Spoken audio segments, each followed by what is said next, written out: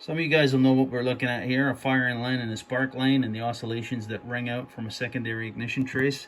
We're going to look at this in a slightly different view, but we're going to look at it and see how the spark line appearance will actually change depending upon the conditions that are prevailing upon a particular cylinder or on the engine itself. They're subtle changes, guys, but they're definitely there if your eye knows what to pick up. Let's get into it.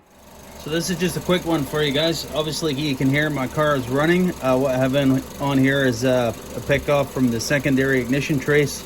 You can see the coil charging, you can see the firing line, the spark line, and the ring out on the trace itself, right? So this is only a single cylinder. It's only cylinder 1 that I'm looking at. And I'm not too worried about the KV with respect to the firing line here, or the spark line for that matter, guys. I'm just looking at the uniformity of the spark line. Now, I'm a skeptical guy. It's my nature. I read stuff in the textbook and then I want to see it for myself, whether I can duplicate what I've actually just read in the textbook. So this is a normal trace. Nothing's wrong with the car. There's no mechanical issues, fueling issues, ignition issues. Everything's just fine, right? But as they say in the textbook, a secondary ignition trace is a window into the health of the engine. So let me make an alteration here. You'll hear a misfire transpire, and see if you can see a change in the trace. You'll hear it right away on the cadence of the engine here. You'll hear it miss a beat.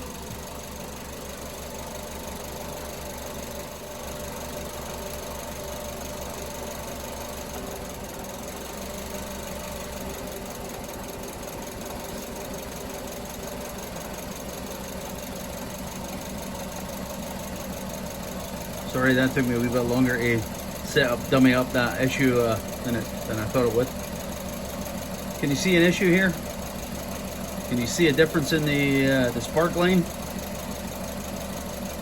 Can you see how it's drawing on the spark line here? It's actually curving up now. What's this synonymous with?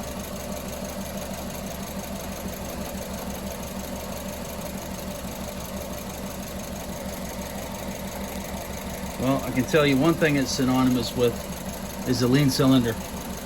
Let me pop the connector back on the injector here.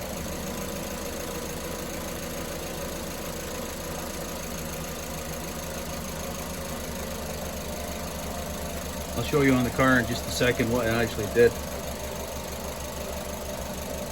Simply took the connector off the number 1 injector here. And obviously with the injector disconnected, you'll induce a misfire because obviously it's not fueling the cylinder. You can see I'm just no fancy probes or anything.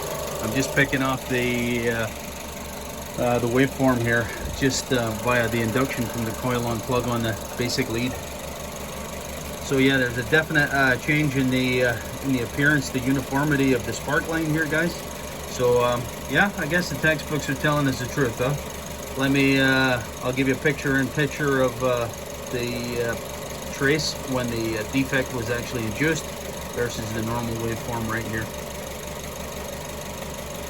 Right, that's it. Just a quick one, boys. Secondary waveform interpretation is quite a comprehensive subject. So I figured we'll take small bites at it and we'll perhaps move forward with increasing complexity on the issue. So don't take my word for it. What does Halderman say? That's it, boys. Cheers.